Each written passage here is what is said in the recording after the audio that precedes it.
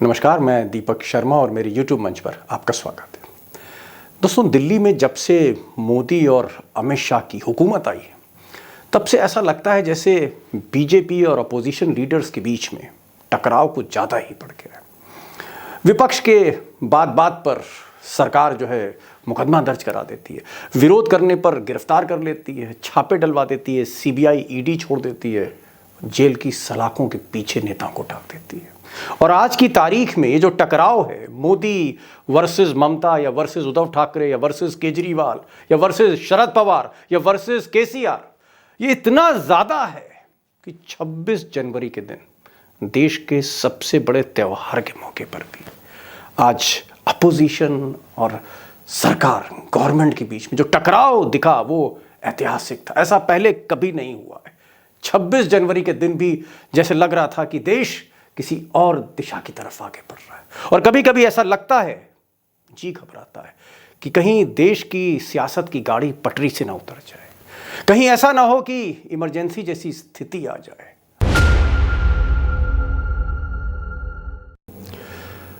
अब दोस्तों, 26 जनवरी के दिन देश के खास मौके पर आज राजधानी दिल्ली में माहौल तो जैसे कुछ सामान्य था।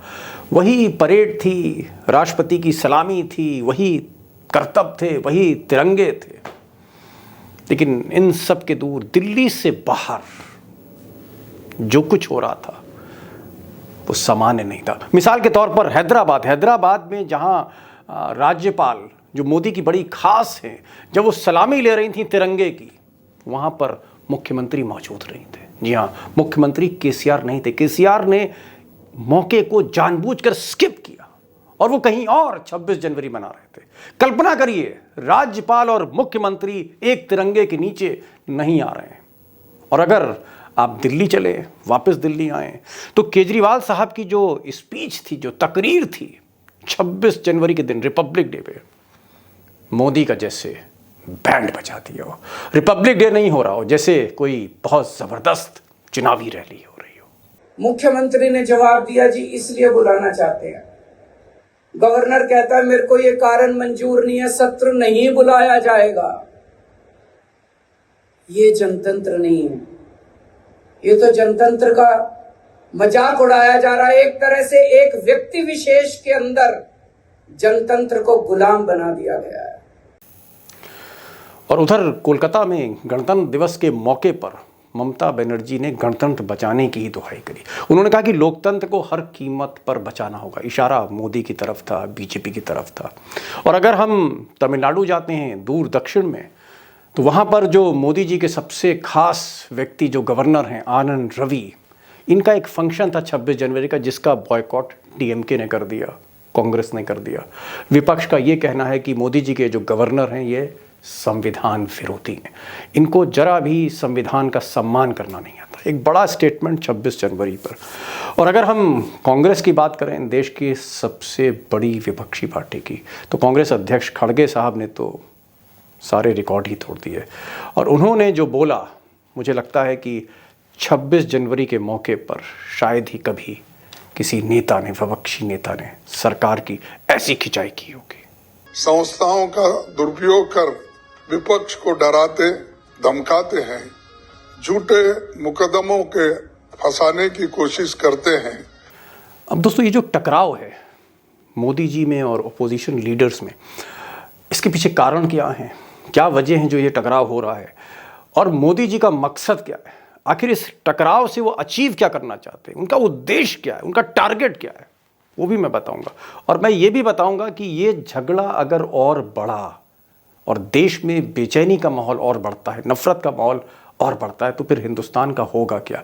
आने वाले साल फिर क्या हैं? अच्छे दिन आ रहे हैं या बुरे दिन आ रहे हैं? इस पर भी मैं आऊँगा, लेकिन पहले मैं बात करूँगा कि आखिर कारण क्या? कारण यूं तो बहुत से, लेकिन अगर एक दो चार मुख्य कारण मैं लूँ तो सबसे बड़ा कारण ये है कि मोदी जी ने पिछले 7-8 साल में, और खासकर पिछले 3 साल में, 4 साल में, जिस तरह से विपक्षी नेताओं के साथ जो उनका बर्ताव है, हर पैमाने से अगर आप देखें तो बहुत ही बुरा बर्ताव कहा जाएगा। क्योंकि अगर आप ये फिगर देखें, सिर्फ अगर मैं ED की बात करूं तो 121 केस दर्ज हुए मोदी राज में, और इन 121 केस जो दर्ज हुए नेताओं पे, 115 केस, 121 में से 115 केस विपक्ष के लोगों पर थे। यानी जो मोदी जी के साथ नहीं आना चाह रहे थे या जो मोदी जी का प्रबल विरोध कर रहे थे, उन पर तोहमतें लगा रहे थे, उसकी मंजिल जेल हुई। वो चाहे संजय राउत हों, चाहे वो टीएमसी के नेता हों या कांग्रेस के नेता हों या इवन सोनिया गांधी और राहुल गांधी, छोड़ा किसी को नहीं। 121 पॉलिटिकल केसेस दर्ज हुए ईडी ने, 115, ये आंकड़ा इंडियन एक्सप्रेस का है। सोचिए 115 121 में, यानी 95% जो कार्रवाई मोदी सरकार ने की, ईडी की, वो विपक्ष के नेताओं पे की। अब दोस्तों सबसे ज़्यादा जो मोदी जी ने कार्रवाई की वो कांग्रेस पे करी। 2 दर्जन से ज़्यादा नेता जो थे वो ईडी के चंगुल में आए। उसके बाद जो दूसरा बड़ा निशाना था वो टीएमसी पर था, ममता बनर्जी पर, और इसीलिए ममता बनर्जी ने मोदी जी को छोड़ा नहीं कहीं ना कहीं। एनसीपी, शरद पवार, इनकी भी घेराबंदी हुई, इनके सांसदों की, इनके विधायकों की, इनके मंत्रियों की। शिवसेना पर तो इतना कहर ढाया कि शिवसेना को ही तोड़ दिया मोदी जी ने। अब मेरा यहाँ पर टेक ये है कि अगर सरकार को लगता है कि विपक्ष के लोग या कोई भी मुख्यमंत्री हो, मंत्री हो, एमपी हो, अगर वो भ्रष्ट है तो उस पर कार्रवाई होनी चाहिए। अगर काला धन उसके पास है तो ईडी उसके घर ज़रूर पहुंचनी चाहिए। लेकिन यहाँ पर जो सबसे चौंकाने वाली बात यह है कि जिन नेताओं को जेल भेजा गया था और जब उनका मामला हाईकोर्ट में आया, अपर कोर्ट में आया, हाई कोर्ट में आया या सेशन कोर्ट में आया, ईडी की अदालतों में आया, तो अदालतों ने कहा कि साहब इनके खिलाफ जो मामला है वो बनता ही नहीं। यानी ये जो केस थे ये फर्जी थे, बदले की भावना से दर्ज किए गए थे। और यहाँ पर कहीं ना कहीं जो मोदी जी का कद है वो बहुत छोटा हो जाता है। साफ पता लगता है कि जिस तरह की कार्रवाई आपातकाल में हो रही थी उससे कहीं ज़्यादा कार्रवाई मोदी राज में हो रही है, बदले की भावना। अब दोस्तों सिर्फ ईडी, सीबीआई या इनकम टैक्स ही परेशान नहीं कर रही विपक्ष को, जो मीडिया है उसका भी बहुत ख़राब रोल है। खासकर जो मेन स्ट्रीम मीडिया, जो देश के बड़े चैनल हैं, आज तक है, इंडिया टीवी है, एबीपी है, ये जो चैनल हैं इनका रवैया भी बहुत ही ख़राब है, निष्पक्ष नहीं है। और इसीलिए उनको गोदी मीडिया कहा जा रहा है कि मोदी जी की गोद में बैठकर ये कहीं ना कहीं परेशान कर रहे हैं, विपक्ष को टारगेट कर रहे हैं, ट्रोल कर रहे हैं। अब इसके पीछे जो सबसे बड़ा कारण ये है कि मोदी जी ने दोनों हाथों से सारी थैली खोल दी है। और अगर आप देखें, ये ग्राफिक्स देखें तो 6,000-6,500 करोड़ रुपया खर्च किया है। ये तो लिखा पढ़ी में खर्च किया, जो आरटीआई में जवाब आया, जिसमें तकरीबन 3200 करोड़ से ज़्यादा टीवी चैनल्स को दिया है। यानी रजत शर्मा जी या आप कह सकते हैं एबीपी के जो मालिक हैं, या फिर अरुण पुरी साहब जो इंडिया टुडे के, इन लोगों को दिया है। और अखबार जो है उनको भी कम पैसा नहीं दिया, तकरीबन 3000 करोड़ से ज़्यादा। अब ये सब आंकड़े छोड़ दीजिए अगर आप, ये सब तो छोटे मोटे आंकड़े हैं जो सरकार कहीं ना कहीं पार्लियामेंट में रख देती है। असली वजह यह है कि जो मालिक इनके साथ हैं, जो मीडिया के टाइकून, मीडिया के मालिक मोदी जी के साथ हैं, उनके सारे गुनाह माफ़ हैं, सारे उनके जुर्म माफ़ हैं, चाहे वो ईडी का केस हो, चाहे आईटी का केस हो। आपने देखा कि अर्नब गोस्वामी किस तरह से सुप्रीम कोर्ट ने एक दिन में उनको राहत दे दी। तो ऐसी बहुत सी चीज़ें आप देखेंगे कि फेवरिज्म हो रहा है। और जो अखबार नवीस या जो चैनल का मालिक, अगर वो थोड़ा सा भी तिरछा हो गया मोदी जी से, तो मोदी जी उसका चैनल ही खरीदवा देते हैं। अब एक और बड़ी वजह है जहां पर विपक्ष का, आप कह सकते हैं, गला घोटा जा रहा है, वो ये है पॉलिटिकल डोनेशंस। चाहे वो इलेक्टोरल बॉन्ड हो, चाहे जो भी पैसा आता हो, कॉरपोरेट जो बड़े बड़े, चाहे वो मुकेश अंबानी हो या गौतम अडानी हो, इनका अधिकांश पैसा बीजेपी को जा रहा है। और जो कांग्रेस है या बाकी जो विपक्षी पार्टियां हैं, इनके पास एक धेला नहीं आ रहा है। कहने का मतलब ये है कि जो कॉरपोरेट पावर है वो सीधे सीधे बीजेपी के पीछे खड़ी हो गई है। जितनी फंडिंग हो रही है, जितने डोनेशंस आ रहे हैं, जितना पैसा आ रहा है, वो सिर्फ बीजेपी के खाते में जा रहा है। और नाम मात्र के लिए जहाँ जहाँ कांग्रेस की सरकार है वहाँ कुछ पैसा आ रहा है। तो ये जो एक डिस्पैरिटी है, ये जो आप कह सकते हैं अनइक्वालिटी है, या जो बैलेंस जिस तरह से बिगाड़ दिया है मोदी जी ने, या यूं कहें फाइनेंशियल पाइपलाइन तोड़ दी है, तो ये भी एक बहुत बड़ा कारण है इस टकराव का। और इसके बाद एक और कारण, और वो है जुडिशरी। बहुत से ऐसे मामले हैं जहां लोअर कोर्ट, सेशन कोर्ट जो बीजेपी राज्य में हैं, उनके जितने भी फैसले हैं वहाँ जल्दी बेल ही नहीं मिलती है। और बहुत कम ऐसे जज हैं जिनके पास रीढ़ की हड्डी है, जो बीजेपी के मुखालिफ कुछ बोल पाए या वो विपक्षी नेताओं को इंसाफ दे पाएँ। और अब तो एक नया पैतरा चल दिया है। मोदी जी के जो प्रिय न्याय मंत्री हैं रिजिजू साहब, उन्होंने अब कॉलेजियम का मसला जो है वो छेड़ दिया। कॉलेजियम का मतलब ये है कि सुप्रीम कोर्ट में सरकार की मंशा है, बीजेपी की मंशा है कि जो विचारधारा से जुड़े जज हैं या जो प्रधानमंत्री चाहते हो या जो पार्टी चाहती हो, बीजेपी चाहती हो, उस तरह के लोग बड़ी बड़ी अदालतों में बैठे हैं देश की, और फैसला फिर किसके हक में देंगे ये तो आप जानते ही हैं। तो ये कुछ कारण हैं, मैंने कुछ प्रमुख कारण कराए, कारण तो बहुत हैं, ये कुछ कारण हैं जहाँ पर विपक्ष और सरकार के बीच में जो दरार है वो बहुत गहरा गई है। बल्कि मैं यूँ कहूँगा कि दरार नहीं, ये खाई है।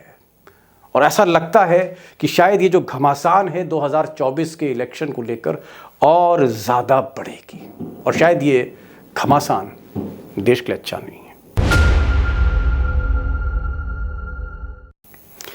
अब दोस्तों, आपके जहन में भी एक सवाल होगा कि मोदी जी या Amit Shah out of the way जाके अगर इस तरह से प्रताड़ित कर रहे हैं जैसा कि विपक्ष का कहना है, तो इसके पीछे उद्देश्य क्या है? ऐसा डेस्परेशन क्या है?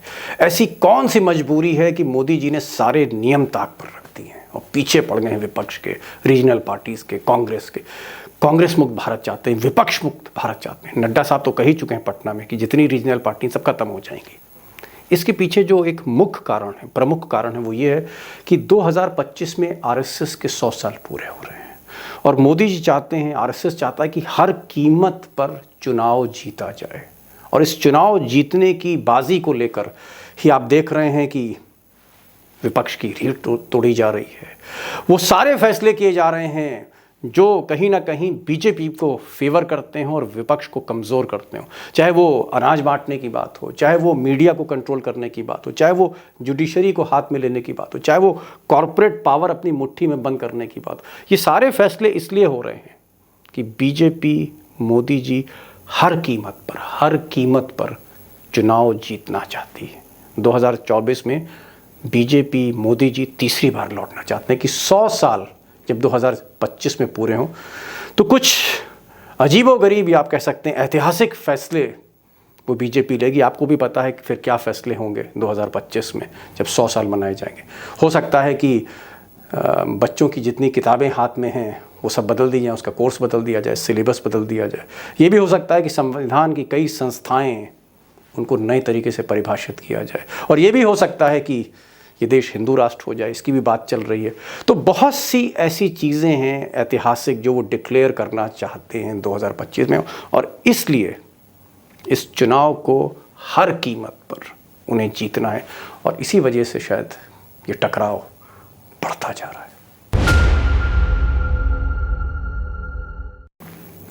अब दोस्तों, अगर आप गोदी मीडिया के न्यूज़ चैनल्स देखते हैं या अखबार पढ़ते हैं तो आपको ऐसा एहसास होगा, ऐसा फील होगा कि मोदी से बड़ा नेता इस दुनिया में, देश छोड़िए दुनिया में पैदा नहीं हुआ है। और उनकी जो तुलना है वो पुतिन से, शी जिनपिंग से, बाइडन से की जाती है, उससे बड़ा दिखाया जाता है। और ये कहा जाता है, ये साबित किया जाता है, ये जो गोदी मीडिया के चैनल हैं, कि मोदी को हराना आज की तारीख में मुश्किल ही नहीं, नामुमकिन है। इस तरह का एक मैसेजिंग होती है, लेकिन हकीकत ऐसी नहीं है। अगर भारत का आप पॉलिटिकल मैप देखेंगे, राजनीतिक मानचित्र देखेंगे, तो आप देखेंगे कि बीजेपी का जो भगवा रंग है सिमट रहा है। बीजेपी अगर कहीं पूर्ण बहुमत में आज की तारीख में तो सिर्फ 2 राज्य हैं, उत्तर प्रदेश और गुजरात।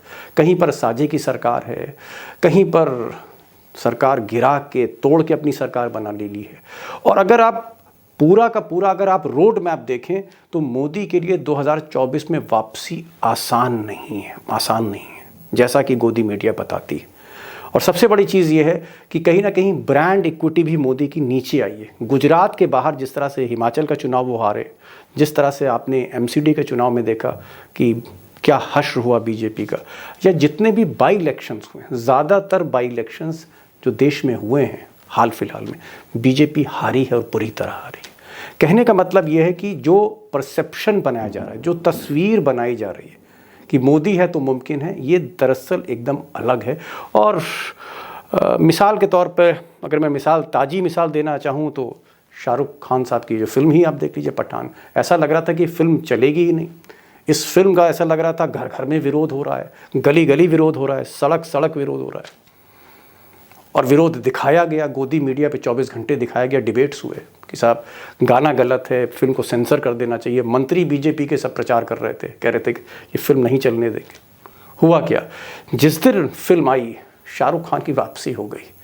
फिल्म ने सारे रिकॉर्ड बॉक्स ऑफिस के तोड़ दिए। तो कहने का मतलब ये है कि कहीं ना कहीं जो परसेप्शन बनाया जा रहा है मोदी को लेकर, ऐसा है नहीं, ज़मीनी हकीकत कुछ और है। अब दोस्तों ये बात एकदम सही है कि 26 जनवरी के दिन, रिपब्लिक डे के दिन भी हमको अपोजिशन और बीजेपी के बीच में जो घमासान दिखता है, मैंने पहले भी आपसे कहा था कि उससे जी घबराता है, अच्छा नहीं लगता दिल को।